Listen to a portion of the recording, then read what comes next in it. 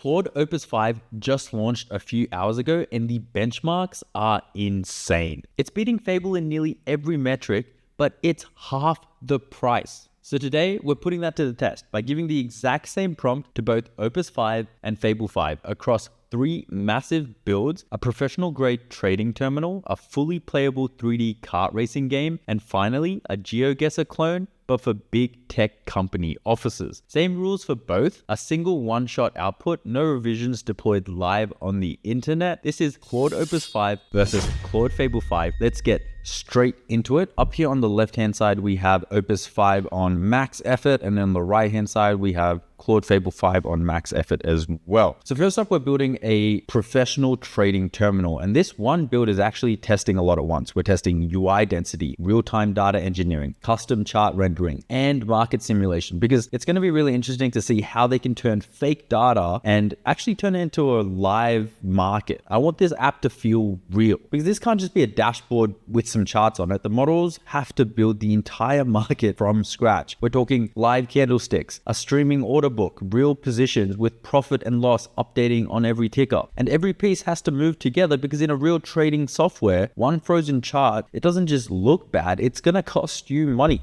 So this could actually be useful if you're looking to trade with your own portfolio using AI or building fintech products, or maybe you're just selling dashboards to paying clients. I'm super excited to see what these two models cook up. Let's have a look at the prompt. Create a professional grade trading terminal called Apex Terminal. All right, cool. I'm just going to go ahead and copy this. Oh, and if you want access to these prompts, I've left a link in the description so you can test them out yourself. And they are off. Let's go. By the way, I also made some improvements to the usage tracking dashboard. So we're going to be seeing the input tokens, the output tokens, how long each build takes, how much it's going to cost. And I've actually added some additional features here that will tell us a lot more about what's happening in the background. I'll tell you more about this later.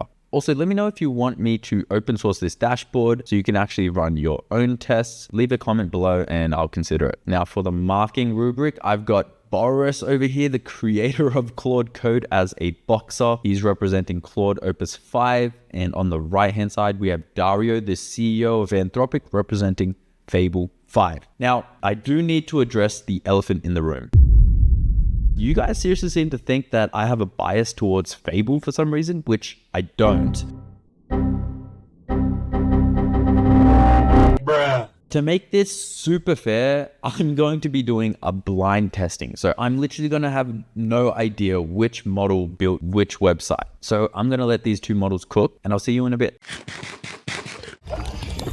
Now, while they're still running, let's take a close look at these benchmarks. It's basically beating Fable in everything. And they did actually make a mistake here because they highlighted the wrong one. But yeah, pretty much everything. If we look on Cursor Bench, the gap is actually even more noticeable. A 0.5% difference in score, but for half the price. It really felt like Anthropic had to come with something big here, because Opus 4.8 feels so outdated now. And GPT 5.6 Sol, being as good as it is, forced them to leave Fable in their subscription plan. Now, we haven't looked at the tests yet, but I would say Opus 5 is a pretty big leap and a very competitive model. And I say this because there is one bench in particular that people are going crazy about, the Arc AGI 3 bench, a bench designed to test whether an AI can figure out completely new problems on the fly. Instead of answering normal questions, the model gets dropped into unfamiliar game-like environments with no instructions, and it has to experiment, work out the rules, learn from its mistakes, and then solve them. Humans have been able to get 100% in every environment, but AI models are still terrible at this. Opus 4.8, for example, was scoring under 5% just 2 months ago, and Opus 5 is now scoring over 30%. So in the space of just 2 months, Anthropic has gone from barely solving any of the benchmark to completing almost a third of it. That is a ridiculous jump, and it makes models like GPT 5.6 feel like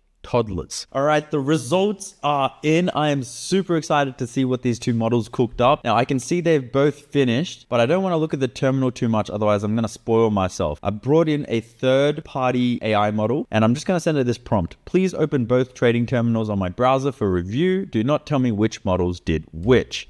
Okay, it's opened up both of them over here. Let's have a look. Damn, this looks pretty freaking good, man. On the right-hand side, we have like thousands of trades happening every single second. Wow, this looks extremely realistic. Down here, we've got like a buy and sell button. So let's go ahead and buy.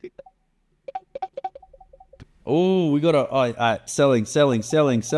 Oh, all right, sell. We just sold our entire position. We are currently up $600. Let's go. I can see this being extremely useful if you want to paper trade and you want to get good at trading. You can literally just create a exact replica of the market. Now, up here, you can already see one of them has a favicon and one of them doesn't. So if I was to guess, I know that Fable does tend to add favicons. So I actually do think this is Fable. Let's have a look at this second option. Okay, they literally look identical. Like, look, I literally can't even tell the difference.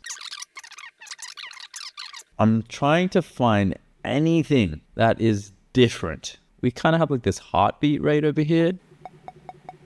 Yeah, cool.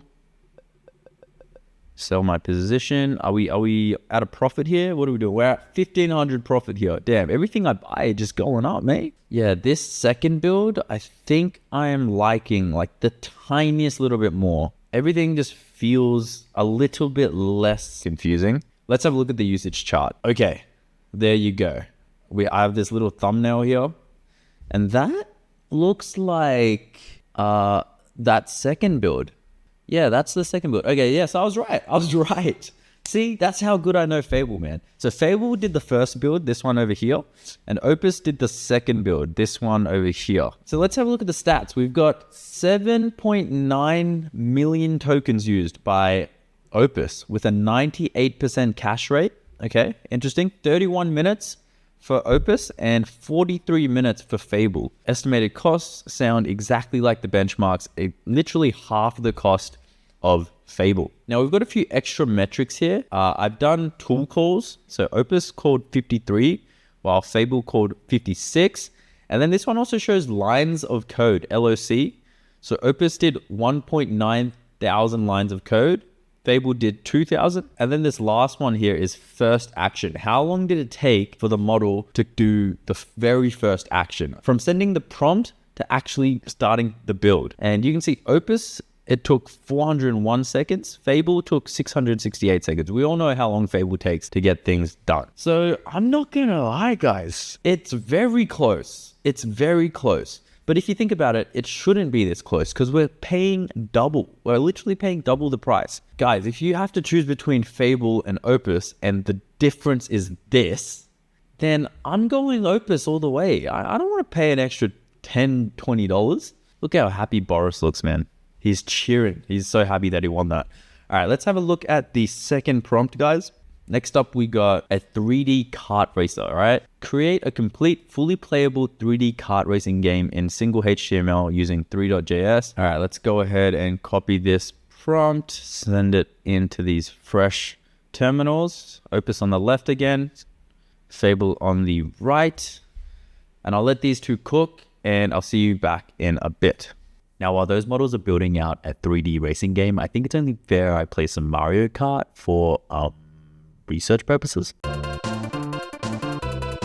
Okay, so there's something Anthropic mentioned that I think is actually really interesting. The way they build Claude code around these newer models has completely changed. And just to be clear, this isn't the model's training, it's the hidden instructions Claude code gives it before you even type anything. Tariq, one of the lead engineers behind Claude Code, said they removed more than 80% of its system prompt for models like Opus 5 and Fable 5 with no measurable drop in coding performance. A system prompt is basically a giant instruction manual telling the model how to behave, which tools to use and what not to do. Like GPT 5.6's system prompt is over 42,000 words. Now, Anthropic actually published a 73-page document as to how they did this, but the main thing is this. Older models needed loads of strict rules because without them, they would make dumb decisions. But these newer models are apparently good enough that all those instructions were actually getting in the way. So now they give Claude fewer rules and let it use its own judgment, which kind of fits in line as to why it got such a high score for the AGI Arc 3 bench. And apparently it's also much harder to trick. Boris Cherny, the creator of Claude Code, says Opus 5